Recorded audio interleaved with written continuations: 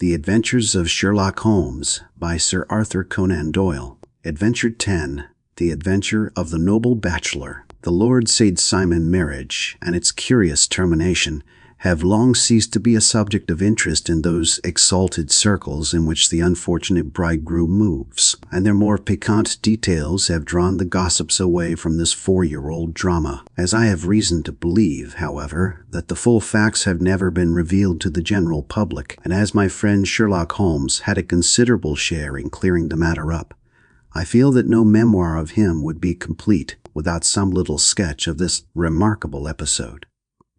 It was a few weeks before my own marriage, during the days when I was still sharing rooms with Holmes in Baker Street, that he came home from an afternoon stroll to find a letter on the table waiting for him. I had remained indoors all day, for the weather had taken a sudden turn to rain, with high autumnal winds, and the Jezebel bullet which I had brought back in one of my limbs as a relic of my Afghan campaign throbbed with dull persistence.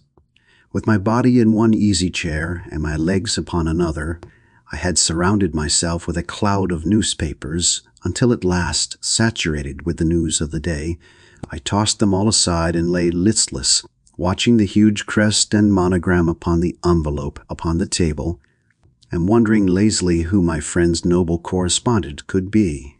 "Here is a very fashionable epistle," I remarked as he entered. "Your morning letters, if I remember right, were from a fishmonger and a tide-waiter." "Yes, my correspondence has certainly the charm of variety," he answered, smiling, "and the humbler are usually the more interesting. This looks like one of those unwelcome social summonses which call upon a man either to be bored or to lie." He broke the seal and glanced over the contents. "Oh, come, it may prove to be something of interest after all." "Not social, then?" "No, distinctly professional." "And from a noble client?" "One of the highest in England." "My dear fellow, I congratulate you. I assure you, Watson, without affectation, that the status of my client is a matter of less moment to me than the interest of his case. It is just possible, however, that also may not be wanting in this new investigation. You have been reading the papers diligently of late, have you not?" "It looks like it," said I ruefully, pointing to a huge bundle in the corner. "I have had nothing else to do. It is fortunate, for you will perhaps be able to post me up. I read nothing except the criminal news and the agony column. The latter is always instructive. But if you have followed recent events so closely, you must have read about Lord St. Simon and his wedding." "Oh, yes, with the deepest interest." "That is well. The letter which I hold in my hand is from Lord St. Simon. I will read it to you, and in return you must turn over these papers and let me have whatever bears upon the matter. This is what he says. "My dear Mr. Sherlock Holmes, Lord Backwater tells me that I may place implicit reliance upon your judgment and discretion. I have determined, therefore, to call upon you and to consult you in reference to the very painful event which has occurred in connection with my wedding. Mr. Lestrade, of Scotland Yard, is acting already in the matter, but he assures me that he sees no objection to your cooperation, and that he even thinks that it might be of some assistance. I will call at 4 o'clock in the afternoon, and should you have any other engagement at that time, I hope that you will postpone it, as this matter is of paramount importance. Yours faithfully, St. Simon." It is dated from Grosvenor Mansions, written with a quill pen, and the noble lord has had the misfortune to get a smear of ink upon the outer side of his right little finger, remarked Holmes as he folded up the epistle. "He says 4 o'clock. It is 3 now. He will be here in an hour. Then I have just time, with your assistance, to get clear upon the subject. Turn over those papers and arrange the extracts in their order of time, while I take a glance as to who our client is." He picked a red-covered volume from a line of books of reference beside the mantelpiece. "Here he is," said he, sitting down and flattening out upon his knee. "Lord Robert Walsingham de Vere St. Simon, second son of the Duke of Balmoral. Arms, azure, 3 caltrops in chief over a fess sable, born in 1846. He's 41 years of age, which is mature for marriage. Was Undersecretary for the Colonies in a late administration.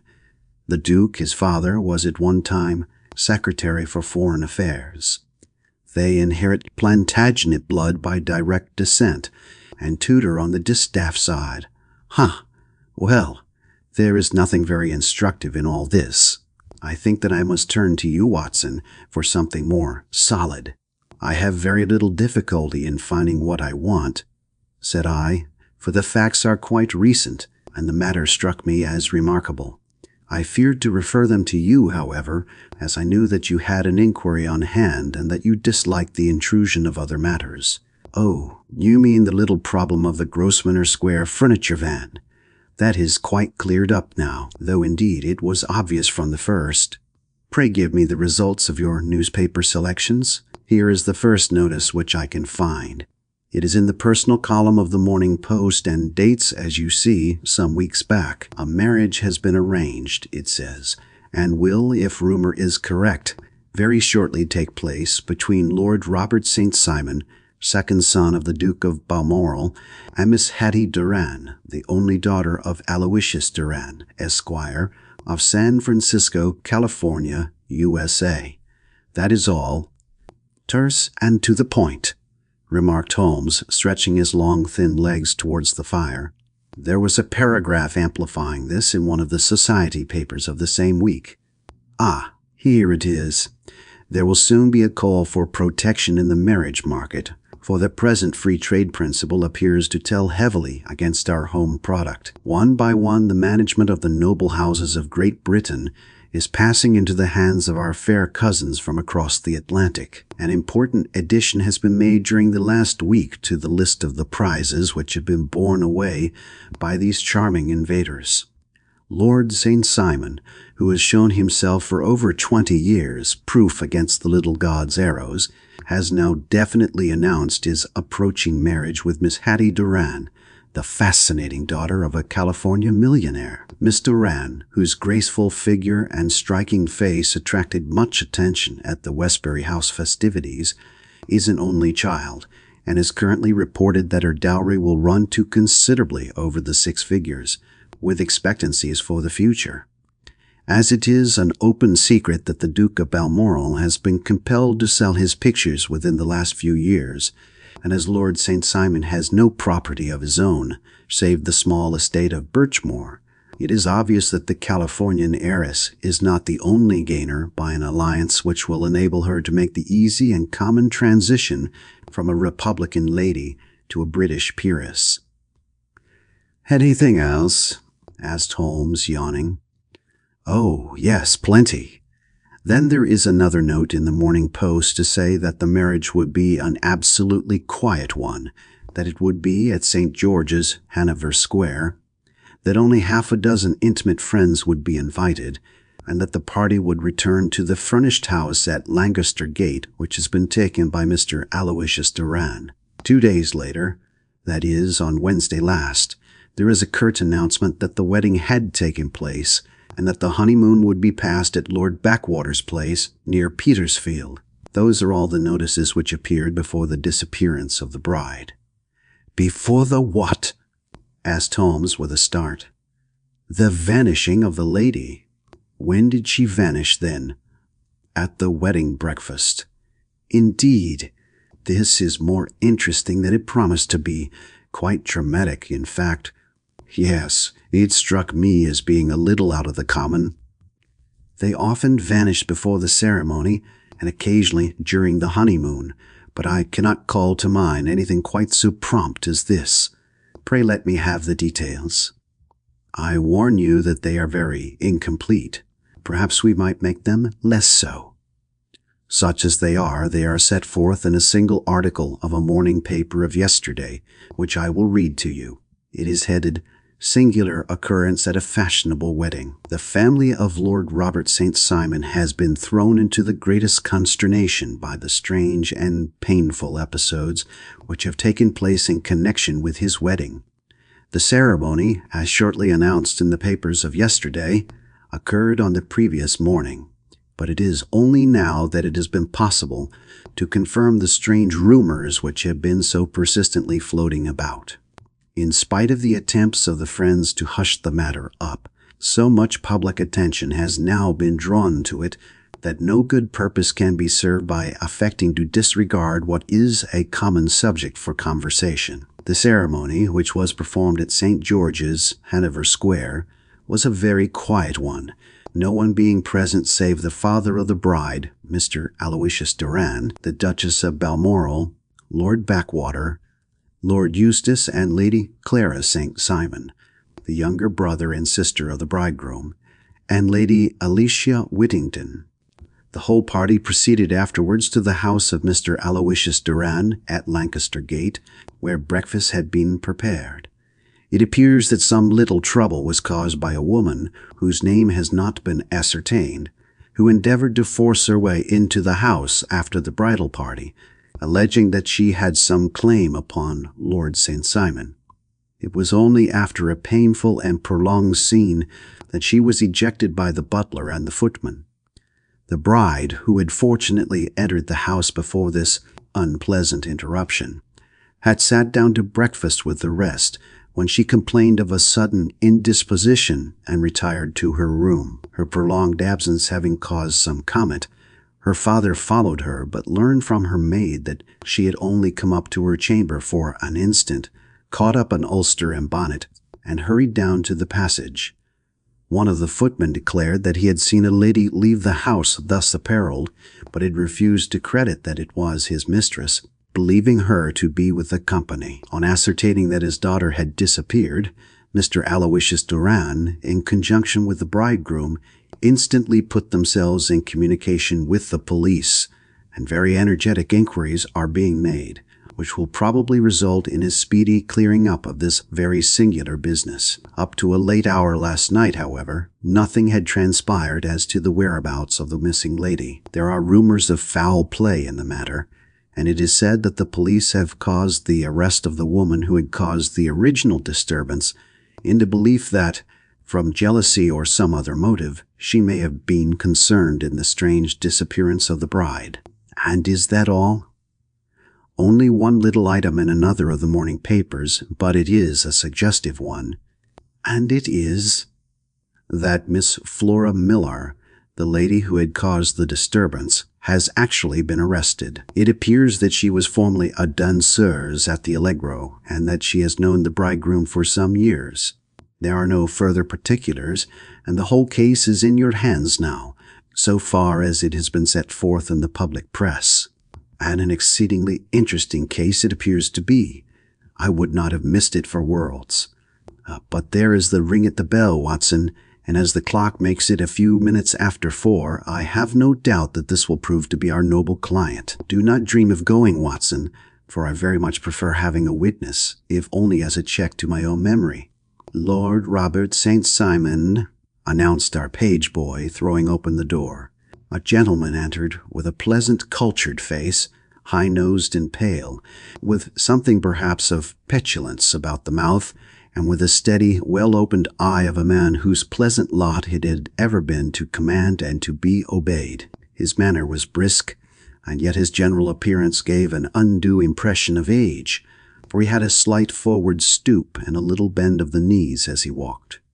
His hair, too, as he swept off his very curly-brimmed hat, was grizzled round the edges and thin upon the top. As to his dress, it was careful to the verge of foppishness, with high collar, black frock coat, white waistcoat, yellow gloves, patent leather shoes, and light-colored gaiters. He advanced slowly into the room, turning his head from left to right, and swinging in his right hand the cord which held his golden eyeglasses. "Good day, Lord St. Simon," said Holmes, rising and bowing. "Pray take the basket chair. This is my friend and colleague, Dr. Watson. Draw up a little to the fire, and we will talk this matter over." "A most painful matter to me, as you might most readily imagine, Mr. Holmes. I have been cut to the quick. I understand that you have already managed several delicate cases of this sort, sir." though I presume that they were hardly from the same class of society. No, I am descending. I beg pardon. My last client of the sort was a king. Oh, really? I had no idea. And which king? The king of Scandinavia? What? Had he lost his wife? You can understand, said Holmes suavely, that I extend to the affairs of my other clients the same secrecy which I promised to you in yours. Of course, very right, very right. I'm sure I beg pardon. As to my own case, I am ready to give you any information which may assist you in forming an opinion. Thank you. I have already learned all that is in the public prints, nothing more. I presume that I may take it as correct. This article, for example, as to the disappearance of the bride? Lord St. Simon glanced over it. Yes, it is correct as far as it goes, but it needs a great deal of supplementing before anyone could offer an opinion. I think that I may arrive at my facts most directly by questioning you. Pray do so. When did you first meet Miss Hattie Doran? In San Francisco, a year ago? You were traveling in the States? Yes. Did you become engaged then? No, but you were on a friendly footing. I was amused by her society, and she could see that I was amused. Her father is very rich. He is said to be the richest man on the Pacific slope. And how did he make his money? In mining. He had nothing a few years ago. Then he struck gold, invested it, and came up by leaps and bounds. Now, what is your own impression as to the young lady's, your wife's, character? The nobleman swung his glasses a little faster and stared down into the fire. You see, Mr. Holmes, said he, my wife was 20 before her father became a rich man. During that time she ran free in a mining camp and wandered through woods or mountains, so that her education has come from nature rather than from the schoolmaster. She is what we call in England a tomboy, with a strong nature, wild and free, unfettered by any sort of traditions. She is impetuous. Volcanic, I was about to say. She is swift in making up her mind and fearless in carrying out her resolutions. On the other hand, I would not have given her the name which I have the honor to bear. He gave a little stately cough. Had I not thought her to be at bottom a noble woman.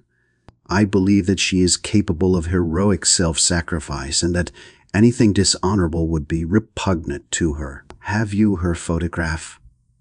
I brought this with me. He opened a locket and showed us the full face of a very lovely woman. It was not a photograph, but an ivory miniature, and the artist had brought out the full effect of the lustrous black hair, the large dark eyes, and the exquisite mouth. Holmes gazed long and earnestly at it. Then he closed the locket and handed it back to Lord St. Simon. The young lady came to London then, and you renewed your acquaintance? Yes, her father brought her over for this last London season. I met her several times, became engaged to her, and have now married her. She brought, I understand, a considerable dowry. A fair dowry, not more than is usual in my family. And this, of course, remains to you, since the marriage is a fait accompli. I really have made no inquiries on the subject. Very naturally not. Did you see Miss Doran on the day before the wedding? Yes. Was she in good spirits? Never better. She kept talking of what we should do in our future lives. Indeed, that is very interesting. And on the morning of the wedding? She was as bright as possible, at least until after the ceremony. And did you observe any change in her then? Well, to tell the truth, I saw then the first signs that I had ever seen, that her temper was just a little sharp. The incident, however, was too trivial to relate and can have no possible bearing upon the case. Pray let us have it for all that. Oh, it is childish. She dropped her bouquet as we went towards the vestry. She was passing the front pew at the time, and it fell over into the pew. There was a moment's delay, but the gentleman in the pew handed it up to her again, and it did not appear to be the worse for the fall. Yet when I spoke to her of the matter, she answered me abruptly, and in the carriage on our way home, she seemed absurdly agitated over this trifling cause. Indeed, you say that there was a gentleman in the pew. Some of the general public were present then? Oh, yes, it is impossible to exclude them when the church is open. This gentleman was not one of your wife's friends? No, I call him a gentleman by courtesy, but he was quite a common-looking person. I hardly noticed his appearance. But really, I think that we are wandering rather far from the point. Lady St. Simon, then, returned from the wedding in a less cheerful frame of mind than she had gone to it. What did she do on re-entering her father's house? I saw her in conversation with her maid. And who is her maid? Alice is her name. She is an American and came from California with her. A confidential servant? A little too much so. It seemed to me that her mistress allowed her to take great liberties. Still, of course, in America they look upon these things in a different way. How long did she speak to this Alice? Oh, a few minutes. I had something else to think of. You did not overhear what they said? Lady St. Simon said something about jumping a claim. She was accustomed to use slang of the kind. I have no idea what she meant. American slang is very expressive sometimes. And what did your wife do when she finished speaking to her maid? She walked into the breakfast room. On your arm? No, alone. She was very independent in little matters like that. Then, after we had sat down for 10 minutes or so, she rose hurriedly, muttered some words of apology, and left the room. She never came back. But this maid, Alice, as I understand, deposes that she went to her room, covered her bride's dress with a long ulster, put on a bonnet, and went out. Quite so. And she was afterwards seen walking into Hyde Park in company with Flora Millar, a woman who is now in custody and who had already made a disturbance at Mr. Durand's house that morning. Ah, yes. I should like a few particulars as to this young lady and your relations to her. Lord St. Simon shrugged his shoulders and raised his eyebrows. We have been on a friendly footing for some years. I may say on a very friendly footing. She used to be at the Allegro. I have not treated her ungenerously, and she had no just cause of complaint against me, but you know what women are, Mr. Holmes. Flora was a dear little thing, but exceedingly hot-headed and devotedly attached to me. She wrote me dreadful letters when she heard that I was about to be married, and to tell the truth, the reason why I had the marriage celebrated so quietly was that I feared lest there might be a scandal in the church. She came to Mr. Durand's door just after we returned, and she endeavored to push her way in, uttering very abusive expressions towards my wife, and even threatening her. But I had foreseen the possibility of something of the sort, and I had 2 police fellows there in private clothes who soon pushed her out again. She was quiet when she saw that there was no good in making a row. Did your wife hear all this? No, thank goodness, she did not. And she was seen walking with this very woman afterwards? Yes, that is what Mr. Lestrade of Scotland Yard looks upon as so serious. It is thought that Flora decoyed my wife out and laid some terrible trap for her. Well, it is a possible supposition. You think so, too? I did not say a probable one. But you did not yourself look upon this as likely? I do not think Flora would hurt a fly. Still, jealousy is a strange transformer of characters. Pray, what is your own theory as to what took place? Well, really, I came to seek a theory, not to propound one.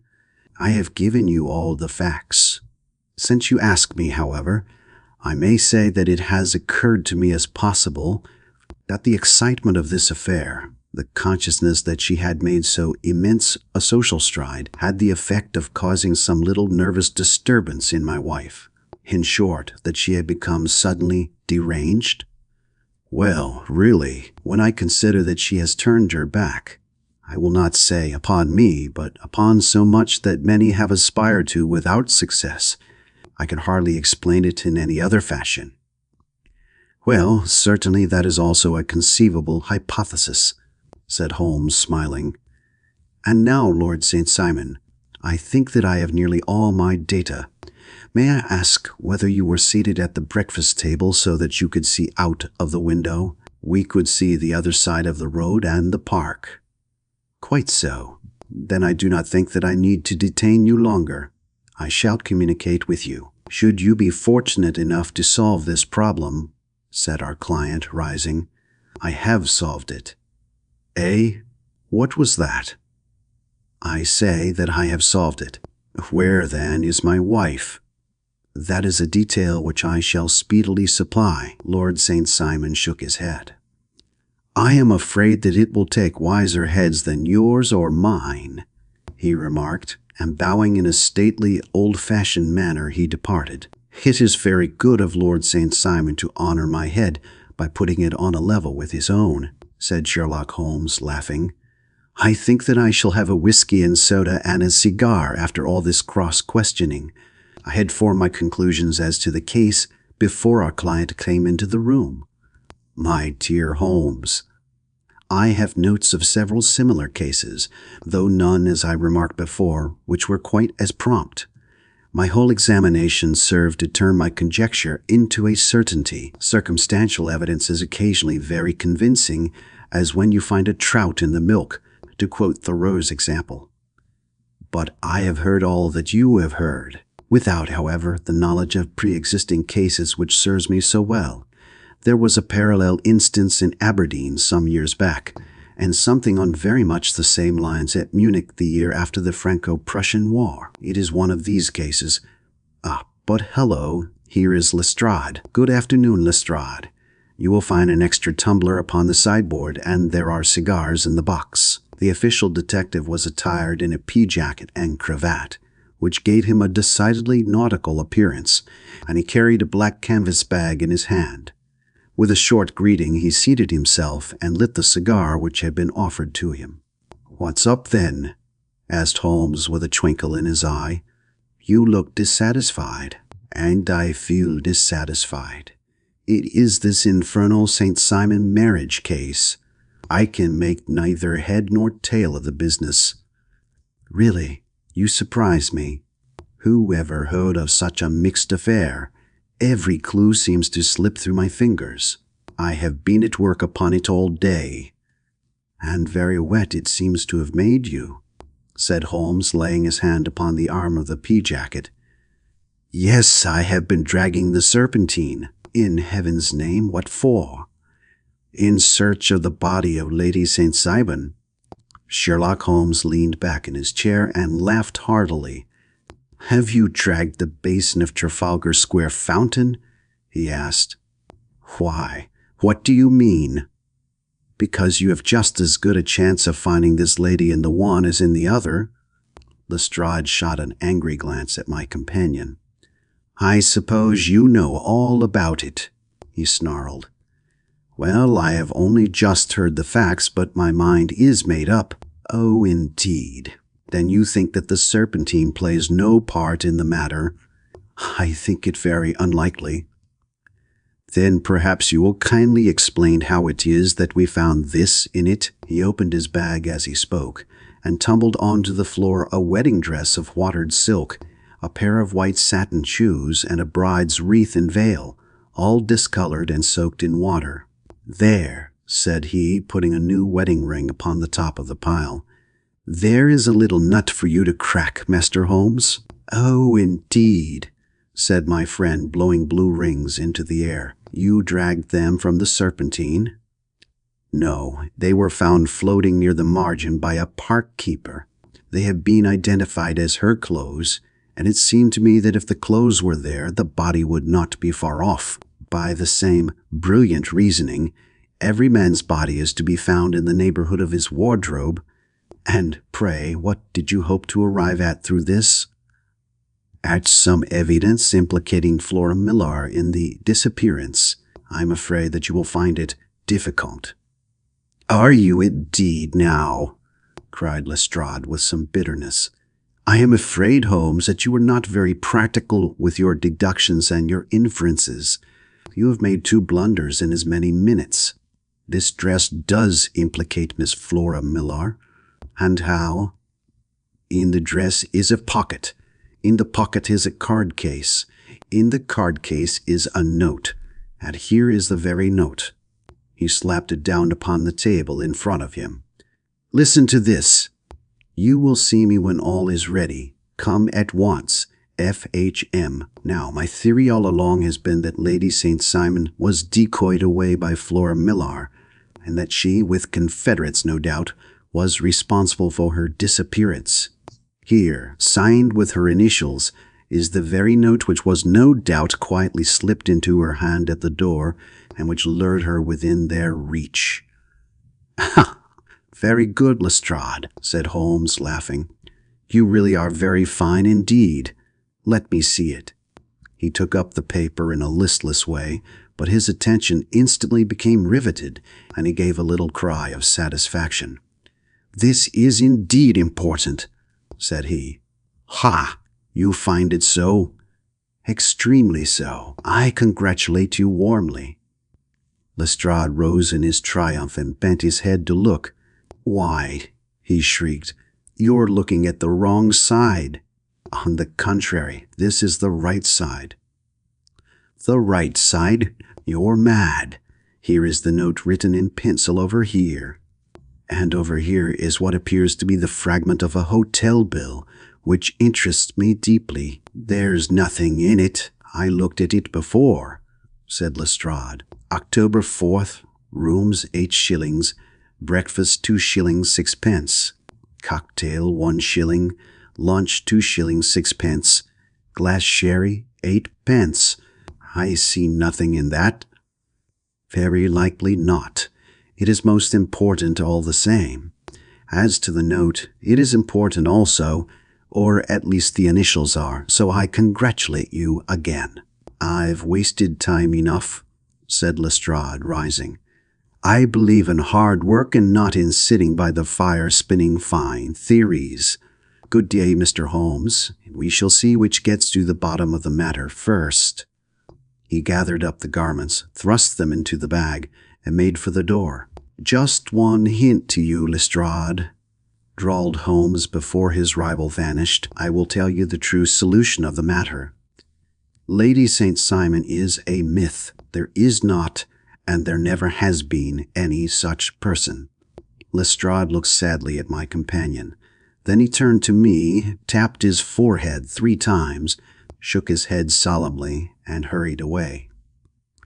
He had hardly shut the door behind him when Holmes rose to put on his overcoat. "There is something in what the fellow says about outdoor work," he remarked. "So I think, Watson, that I must leave you to your papers for a little." It was after 5 o'clock when Sherlock Holmes left me, but I had no time to be lonely, for within an hour there arrived a confectioner's man with a very large flat box. This he unpacked with the help of a youth whom he had brought with him, and presently, to my very great astonishment, a quite Epicurean little cold supper began to be laid out upon our humble lodging-house mahogany. There were a couple of brace of cold woodcock, a pheasant, a pâté de foie gras pie with a group of ancient and cobwebby bottles.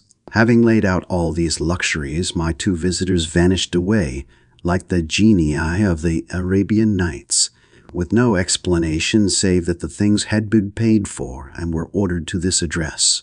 Just before 9 o'clock, Sherlock Holmes stepped briskly into the room. His features were gravely set, but there was a light in his eye which made me think that he had not been disappointed in his conclusions. "They have laid the supper, then," he said, rubbing his hands. "You seem to expect company. They have laid for 5. Yes, I fancy we may have some company dropping in," said he. "I am surprised that Lord St. Simon has not already arrived." "Ha! I fancy that I hear his step now upon the stairs." It was indeed our visitor of the afternoon who came bustling in, dangling his glasses more vigorously than ever, and with a very perturbed expression upon his aristocratic features. "My messenger reached you, then?" asked Holmes. "Yes, and I confess that the contents startled me beyond measure. Have you good authority for what you say?" "The best possible." Lord St. Simon sank into a chair and passed his hand over his forehead. "What will the Duke say," he murmured, "when he hears that one of the family has been subjected to such humiliation? It is the purest accident. I cannot allow that there is any humiliation." "Ah, you look on these things from another standpoint." "I fail to see that anyone is to blame. I can hardly see how the lady could have acted otherwise, though her abrupt method of doing it was undoubtedly to be regretted. Having no mother, she had no one to advise her at such a crisis. It was a slight, sir, a public slight," said Lord St. Simon, tapping his fingers upon the table. "You must make allowance for this poor girl, placed in so unprecedented a position." "I will make no allowance. I am very angry indeed, and I have been shamefully used." "I think that I heard a ring," said Holmes. "Yes, there are steps on the landing.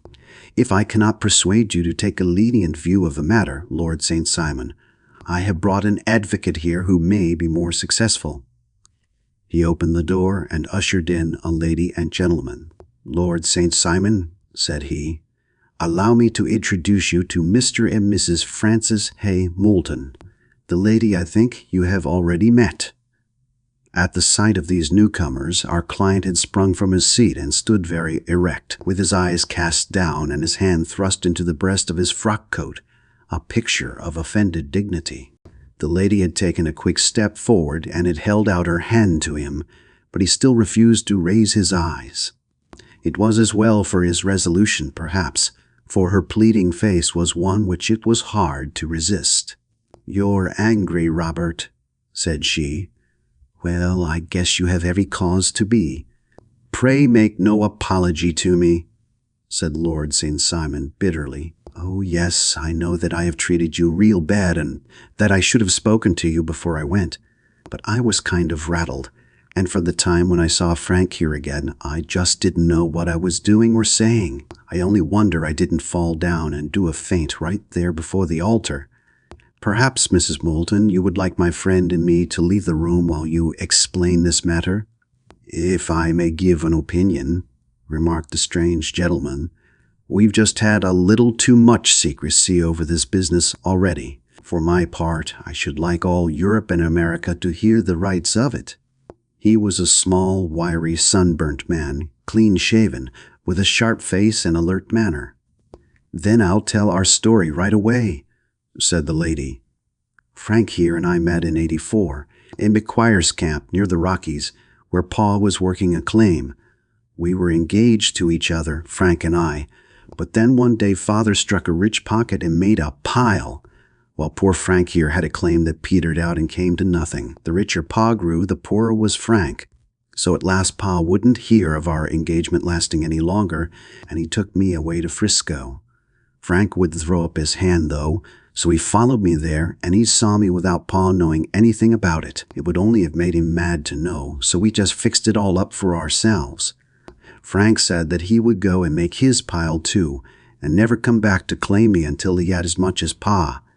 So then I promised to wait for him to the end of time, and pledged myself not to marry anyone else while he lived. "Why shouldn't we be married right away then?" said he. "And then I will feel sure of you, and I won't claim to be your husband until I come back."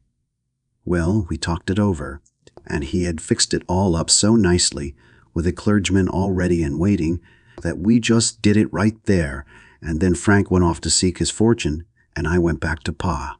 The next I heard of Frank was that he was in Montana, and then he went prospecting in Arizona, and then I heard of him from New Mexico. After that came a long newspaper story about how a miners' camp had been attacked by Apache Indians, and there was my Frank's name among the killed. I fainted dead away, and I was very sick for months after. Pa thought I had a decline and took me to half the doctors in Frisco. Not a word of news came for a year and more, so that I never doubted that Frank was really dead. Then Lord St. Simon came to Frisco, and we came to London, and a marriage was arranged, and Pa was very pleased, but I felt all the time that no man on this earth would ever take the place in my heart that had been given to my poor Frank. Still, if I had married Lord St. Simon, of course I'd have done my duty by him. We can't command our love, but we can our actions. I went to the altar with him with the intention to make him just as good a wife as it was in me to be. But you may imagine what I felt when, just as I came to the altar rails, I glanced back and saw Frank standing and looking at me out of the first pew. I thought it was his ghost at first, but when I looked again, there he was still, with a kind of question in his eyes, as if to ask me whether I was glad or sorry to see him. I wonder I didn't drop. I know that everything was turning round, and the words of the clergyman were just like the buzz of a bee in my ear. I didn't know what to do. Should I stop the service and make a scene in the church? I glanced at him again, and he seemed to know what I was thinking, for he raised his finger to his lips to tell me to be still. Then I saw him scribble on a piece of paper, and I knew that he was writing me a note. As I passed his pew on the way out, I dropped my bouquet over to him, and he slipped the note into my hand when he returned me the flowers. It was only a line asking me to join him when he made the sign to me to do so. Of course, I never doubted for a moment that my first duty was now to him, and I determined to do just whatever he might direct. When I got back, I told my maid, who had known him in California, and had always been his friend.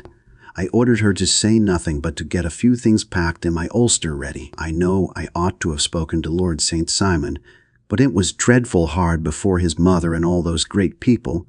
I just made up my mind to run away and explain afterwards. I hadn't been at the table 10 minutes before I saw Frank out of the window at the other side of the road. He beckoned to me and then began walking into the park.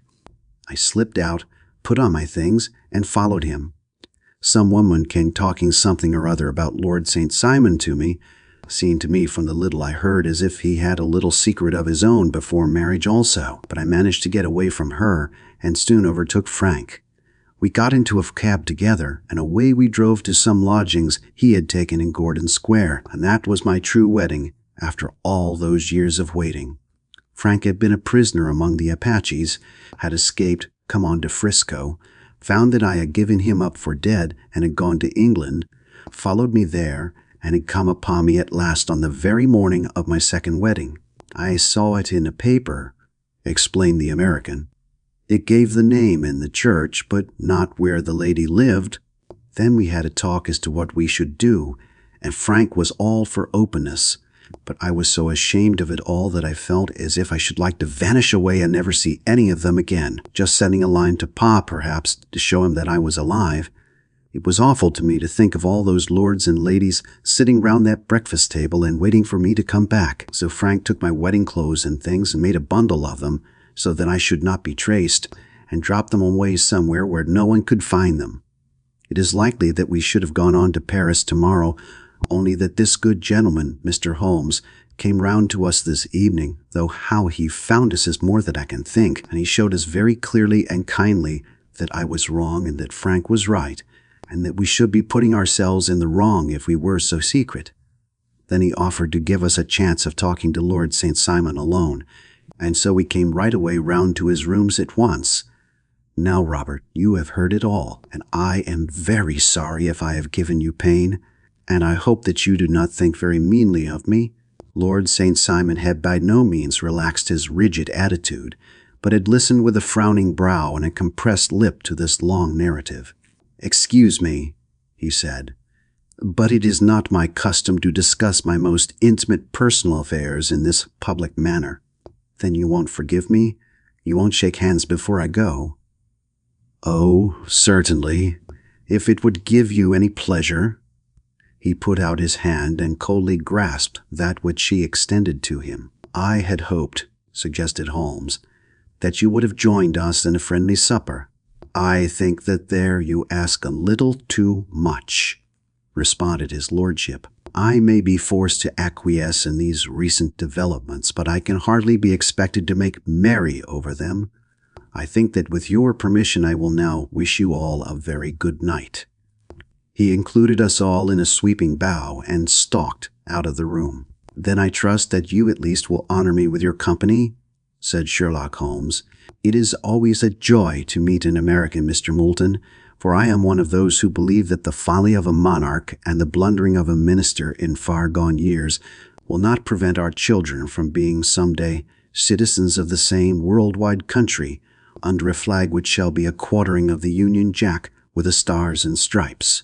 "The case has been an interesting one," remarked Holmes when our visitors had left us, "because it serves to show very clearly how simple the explanation may be of an affair which at first sight seems to be almost inexplicable. Nothing could be more natural than the sequence of events as narrated by this lady, and nothing stranger than the result when viewed, for instance, by Mr. Lestrade of Scotland Yard. You were not yourself at fault at all, then?"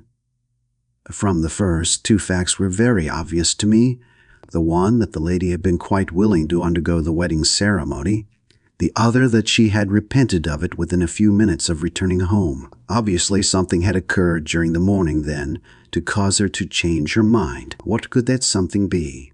She could not have spoken to anyone when she was out, for she had been in the company of the bridegroom. Had she seen someone then? If she had, it must be someone from America, because she had spent so short a time in this country that she could hardly have allowed anyone to acquire so deep an influence over her that the mere sight of him would induce her to change her plans so completely. You see, we have already arrived, by a process of exclusion, at the idea that she might have seen an American. Then who could this American be, and why should he possess so much influence over her? It might be a lover. It might be a husband. Her young womanhood had, I knew, been spent in rough scenes and under strange conditions. So far I had got before I ever heard Lord St. Simon's narrative, when he told us of a man in a pew, of the change in the bride's manner, of so transparent a device for obtaining a note as the dropping of a bouquet, of her resort to her confidential maid, and of her very significant allusion to claim-jumping, which in miners' parlance means taking possession of that which another person has the prior claim to. The whole situation became absolutely clear. She had gone off with a man, and the man was either a lover or a previous husband, the chances being in favor of the latter. And how in the world did you find them?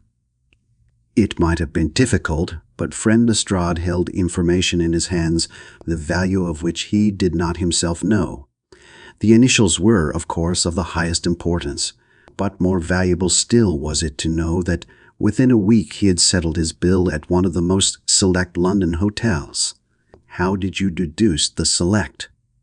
By the select prices.